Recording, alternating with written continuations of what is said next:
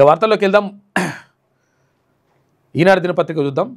అక్కడ సౌదీ అరేబియాలో పెద్ద బస్సు ప్రమాదం జరిగింది. ఒక ఆయిల్ ట్యాంకర్ని ఢీకొట్టడంతో 46 మంది, వాళ్ళు హైదరాబాద్ వాళ్ళు పాపం. ఇక్కడ విద్యానగర్లో ఒకటే కుటుంబానికి చెందిన 18 మంది చనిపోయారు పాపం.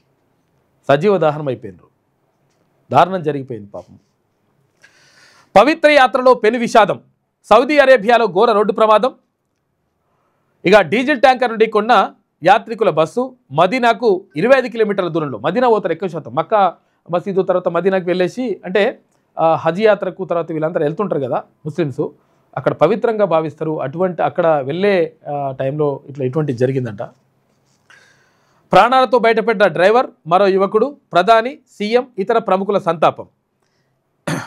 ఉమ్రా యాత్రకు వెళ్ళిన 45 మంది హైదరాబాద్లో సజీవ దహనం అయిపోయినారు పాపం. మామూలు విషాదమైనటువంటి వార్త కాదు. డీజిల్ ట్యాంకర్ని ఢీకొన్న బస్సు ప్రమాదానికి గురైనటువంటి ప్రాంతం ఇక్కడ ఉన్నది. భార్యాభర్తలు, తాత మనవళ్ళు, పెద్దలు పిల్లలు కలిసి కుటుంబ సమేతంగా బయలుదేరిన ఉమ్రా పవిత్ర యాత్ర అంతిమయాత్రగా మారింది.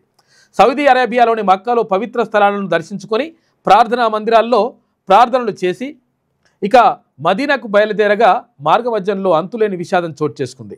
సోమవారం తెల్లవారుజామున జరిగిన ఈ రోడ్డు ప్రమాదంలో 45 మంది హైదరాబాద్ వాసులు సజీవ దహనమయ్యారు.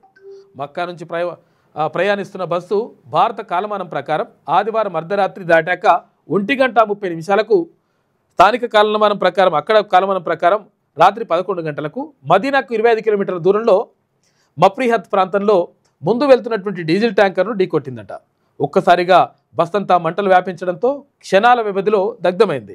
45 మంది కాలిపోయారు. డ్రైవర్తో పాటు సోయబ్ అనేటువంటి యువకుడు బస్సు అద్దాలు పగలగొట్టి కిందికి దూకి ప్రాణాలు దక్కించుకున్నాడు. ఘటనపై ఓ కారు డ్రైవర్ పోలీసులకు సమాచారం ఇచ్చాడు. వారు వచ్చేటువంటి లోపు ఈ బస్సు ట్యాంకర్ మొత్తం కూడా కాలిపోయినాయి. తలకు తీవ్ర గాయమైనటువంటి సోయబ్ను సమీపంలోని ఆసుపత్రిలో చేర్చారు. ప్రమాదంపై భారత కాలమానం ప్రకారం సోమవారం ఉదయం 7:30 అక్కడ మొత్తం కంప్లైంట్ చేసిందంట. ఇదంతా జరిగిపోయింది. దారుణం జరిగిపోయింది పాపం. మనకిక్కడ చేవెళ్ళ దగ్గర కదా, చేవెళ్ళ దగ్గర అయితే ఎట్లా అయితే జరిగిందో అక్కడనేమో కంకర లారీ మీద పడి చాలామంది చనిపోయినరు. ఇక్కడ కర్నూలు దగ్గర బస్సు మొత్తం కూడా దగ్ధమైపోయి అక్కడ వాళ్ళు చనిపోయినరు. ఇక్కడ సేమ్ సౌదీ అరేబియాలో కూడా డీజిల్ ట్యాంకర్ను ఢీకొట్టిందట. దాంతో ఆ డీజిల్ ట్యాంకరు తర్వాత ఇదంతా మొత్తం మంటలు వచ్చేసి మొత్తం కాలిపోయింది. సజీవ దహనం అయిపోయినరు పాపం. దారుణమైనటువంటి ఘటన. ఇక తుర్కియా తర్వాత ఎక్కడ ప్రమాదం జరిగిందంటే మదీనాకు 25 కిలోమీటర్ల దూరంలో ఇక్కడ జరిగిందంట. మక్కా మసీదు తర్వాత మదీనా ఇక్కడనే ఉంటాయి ఇవి. సౌదీ అరేబియాకు వాళ్ళ అంటే పవిత్రంగా అక్కడ ప్రార్థన చేసుకోవడానికి వెళ్ళినరో మరి ఎట్లా అయిందో పాపం. అక్కడ యాత్రాస్థలాన్ని దర్శించుకోవడానికి వెళ్ళడము జీవితంలో ఒక్కసారైనా మక్కాకు మదీనాకు పోవాలని చెప్పేసి ముస్లింలు భావిస్తారు. అటువంటి పవిత్ర స్థలానికి వెళ్తుంటే ఇటువంటి దుర్ఘటన జరగడం మరి ఏందో అసలు అర్థం కాదు. దేవుడు ఉన్నాడా అనిపిస్తుంది ఇటువంటి జరిగినప్పుడు. ఏమైందంటే 3 తరాలు బుగ్గి. ఒకే కుటుంబానికి చెందిన 18 మంది చనిపోయారు పాపం. ఒక ప్రమాదం మొత్తం 3 తరాలను తుడిచిపెట్టింది. సౌదీ అరేబియాలో జరిగిన ఘోర ప్రమాదం హైదరాబాద్లోని విద్యానగర్కు చెందిన విశ్రాంత రైల్వే ఉద్యోగి నజీరుద్దీన్ కుటుంబానికి అంతులేని విషాదం మిగిల్చింది. అమెరికాలో ఉంటున్న నజీరుద్దీన్ పెద్ద కుమారుడు సిరాజుద్దీన్ ఒక్కడే మిగిలాడు. ఈ ప్రమాదంలో నజీరుద్దీన్ కుటుంబంలోని 2 ఏళ్ల నుంచి 12 ఏళ్లలోపు చిన్నారులంతా ప్రాణాలు వదిలారు.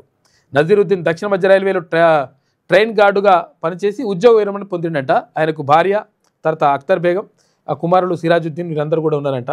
మొత్తం ఇల్లు ఇక్కడ శంషాబాద్ విమానాశ్రయం నుంచి వెళ్ళే ముందు వాళ్ళందరూ కూడా ఫ్యామిలీ ఫోటో తీసుకున్నారు. ఫ్యామిలీ ఫోటో ఇది అంతా.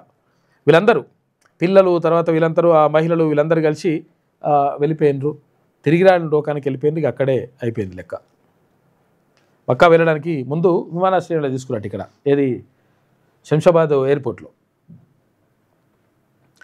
మంత్రి అజార్ ఆధ్వర్యంలో సౌదీకి బృందం వెళ్తుంది. అక్కడే అంత్యక్రియల నిర్వహణకు ఏర్పాట్లు చేస్తున్నారు. ఎందుకంటే 46 మంది తర్వాత అవి కూడా ఏంటంటే మొత్తం కాలి బూడిదైపోయింది కాబట్టి వాళ్ళు తీసుకురావడం కూడా కష్టంగా ఉంటుంది. అక్కడే అంత్యక్రియల నిర్వహణకు ఏర్పాట్లు. ఒక్కో బాధిత కుటుంబం నుంచి 2 తీసుకెళ్లనున్న ప్రభుత్వం. మృతులు ఒక్కొక్కరికి 5 లక్షల రూపాయల చొప్పున పరిహారం ప్రకటించింది ప్రభుత్వం. బస్సు ప్రమాదంపై సీఎం రేవంత్ రెడ్డి దిగ్భ్రాంతి వ్యక్తం చేసిండు. విదేశీ వ్యవహారాల శాఖ సౌదీ ఎంబసీ అధికారులతో మాట్లాడాలని చెప్పేసి సీఎస్కు ఆదేశాలు జారీ చేసిండు ముఖ్యమంత్రి. ఈ ప్రమాదంలో బంధువును కోల్పోయిన వ్యక్తిని ఓదారుస్తున్నాడు మంత్రి అజారుద్దీన్. మామూలు విషాదం కాదు అసలు. యాక్చువల్గా మొన్న ఇక్కడ చేవెళ్ళ దగ్గర జరిగింది, ఆ తర్వాత అక్కడ కర్నూలు దగ్గర జరిగింది. ఇటువంటి ఘటనే మళ్ళీ ఇక్కడ సౌదీ అరేబియాలో జరిగిందట. అధికారులు మీ సమస్యలు పట్టించుకోవట్లేదా? నెలల తరబడి మిమ్మల్ని ఇబ్బంది పెడుతున్నారా? మీ సమస్యకు ఎవరు స్పందించట్లేదా? సమస్య ఏదైనా ఎక్కడి నుంచైనా వెంటనే క్యూన్యూస్ కాల్ చేయండి. మీ తరఫున మేం బాధ్యత తీసుకుంటాం. కాల్ చేయాల్సిన ఫోన్ నెంబర్ 8499019921. పబ్లిక్ వాయిస్, సామాన్యుడి ప్రశ్నాస్త్రం. ప్రతి గురువారం ఉదయం 10 గంటలకు మీ క్యూన్యూస్ హెచ్డీలో నవంబర్ 6 నుంచి ప్రారంభం.